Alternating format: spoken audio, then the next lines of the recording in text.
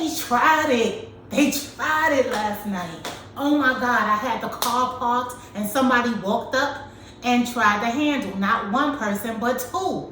They was trying to take it. Get in here, get in here. This is Tatum Talk. I gotta tell you what happened to me.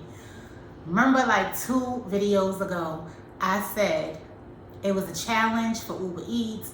I was doing it and I was showing how you could use that to flip it and stretch your dollars by buying medical supplies. Okay, at the end of it, I said I ran into this Uber driver. He was picking up from the same restaurant as me and they took his car. Okay, the same thing they attempted last night. I was doing Uber. I was on 14th Street, if you're in the DC area, 14th Street. And I was in the restaurant. I left the car running, locked, the key in my pocket. And I don't know how long I was gone. I want to say 5 minutes or so, 5-6 minutes.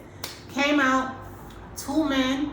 It was crowded, mind you. The street was packed. People was eating outside. The weather was nice. It was like an August night or something. You wouldn't think it was October. Anyway, 2 men. I think they work for the city. I think I saw a M, like they work for Metro or something on their shirts. They said, while you were gone, 2 guys went up to your car. Be careful. And I said, they went up and did what? And they said they both pulled the handle.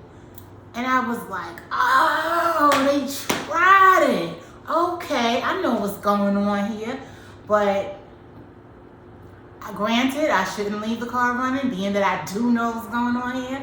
But I feel as though you can't take this particular car. I feel like the model of this car, I don't know how other cars work, but this one, this BMW, I have the key fob in my pocket, and it will not drive if the key is not in the car. Like it's gonna say access, remote access, denied, something like that it says. I'm gonna put it on the screen.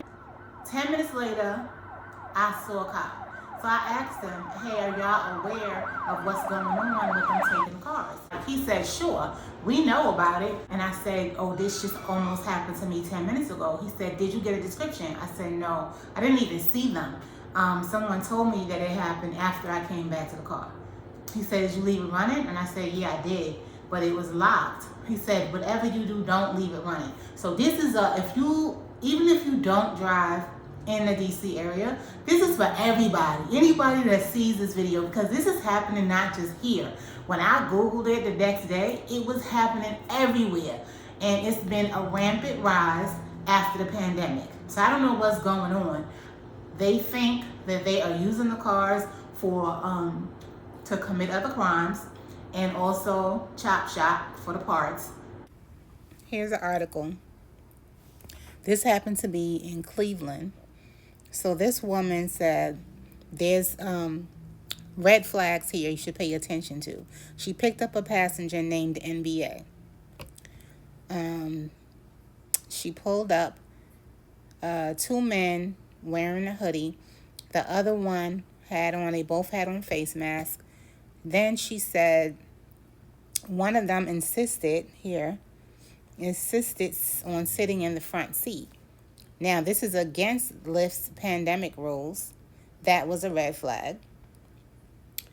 Then she said the destination was really short, only 4 minutes away. That was another red flag.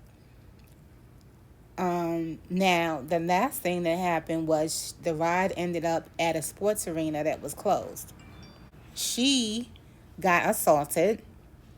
See, she got punched in the face. She managed to be okay.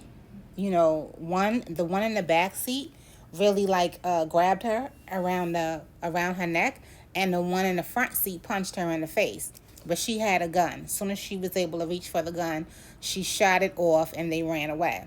Over the past year and a half, 124 delivery drivers have been carjacked. The cars end up crashed in chop shops or used in other crimes. Look, the apps matched all 5 drivers to pick up passengers who then went on to rob them, beat them, shoot, and in one case kill them. So this is going beyond just carjacking and stealing. Now it's turning into injuries. Some people have been paralyzed. This is getting really serious and out of hand. This is the other thing. They have phantom profiles. So people use fake names and they don't upload a picture of themselves. It gives the criminals a level of anonymity. Riders need an email address and a phone number.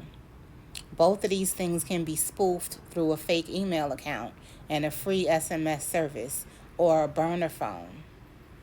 They have prepaid and gift cards available for riders who don't want to use a credit card or a debit card. It's an untraceable payment method. And then that's linked with the fake name and an email address. Like there's no protection. Also, gig workers' guards are down in a way that normal drivers wouldn't be because they have strangers getting in and out of their cars. The nature of gig work requires that drivers have an unlocked vehicle and be stopped on the side of the road, which makes them sitting ducks for a criminal who's looking to commit this type of crime. That's for the people that are driving people. This is dangerous now for both, even if you're picking up food or driving people. Because you're driving for Lyft or Uber, your insurance is going to say that they don't cover anything. Not the vehicle, the cell phone, or any items that's in your car. You have to have a separate insurance when you're doing these rideshare jobs, and most people don't, or either they don't know it. This person had a separate insurance through Lyft, but the Lyft insurance doesn't really cover anything. It covers the loss of the car, but it doesn't cover anything that was inside the car that was also took. And he has to pay a $2,500 deductible.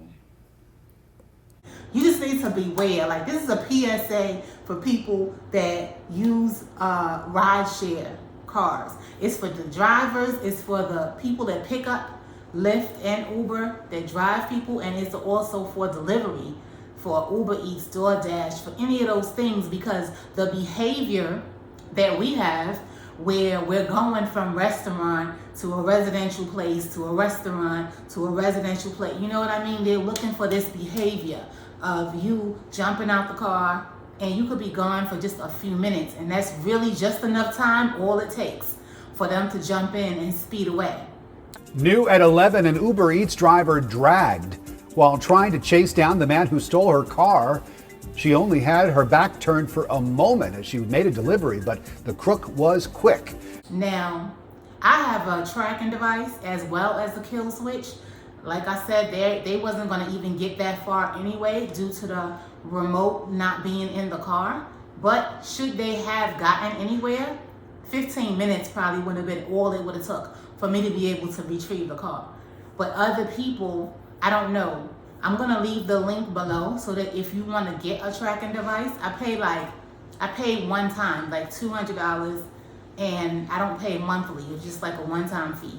I'm going to leave the name of the person that's like my direct salesperson, and you can contact him and he could, get you out a device to put on your car if you think you need one.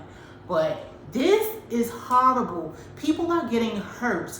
Some people have been injured because although they try to grab cars where no one is sitting in the car, they have pulled out. The officer told me there's been an incident where they have dragged the second person out. So like someone had someone as a ride along while they do their deliveries, and they was out the car and the car was parked. They dragged the second person out to get the car anyway. There was a car stolen that had kids in the back. Like, all kinds of stuff is going on. So I want y'all to be aware. Just understand what's happening, and it may not be in your area, but you should still be knowledgeable anyway. Shockingly, I've read people are allowed to actually create an account using an alias. What the hell is going on? I mean, for the driver, you got to do a background check. You got to upload your real ID. They take a couple of days. They want to pull your driving record. They do all of these precautions for the driver. What about the other side? How could you be so lax and just let the people create an alias? They can attach with a prepaid gift card. Like, that makes no sense. Uber and Lyft, they need to take precautions on safety measures, because that's a breeding ground for criminals to snatch cars. Saturday afternoon was like any other for him. I picked up at a really nice hotel downtown, Figured I was picking up some tourists.